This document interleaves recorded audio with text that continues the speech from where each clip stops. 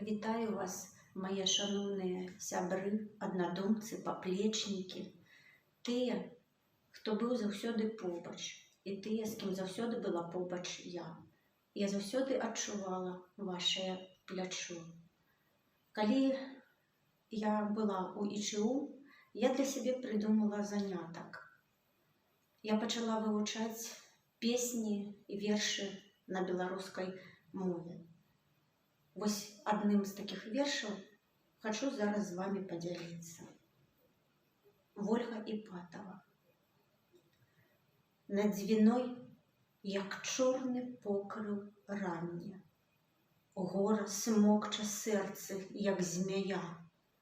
З Полацка з'язджае на выгнанне вся вялікакняская сям'я.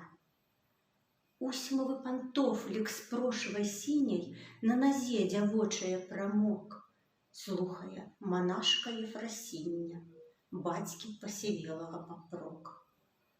Ты бясплоднае абрала ложа, брат твой у самоце занямог. Без унукаў я, хто нам дапаможа? Коротка яна сказала: Бог. Уздыхнуў, ладдзю панесла плынню. Здалечы усе, як мурашы, ветрам даняслося: Ефрасіння, Прадыслава, Полацк беражы. Не ўстаюць з каленяў, плачуць людзі. Шмыгнуў некуды з даносам віж.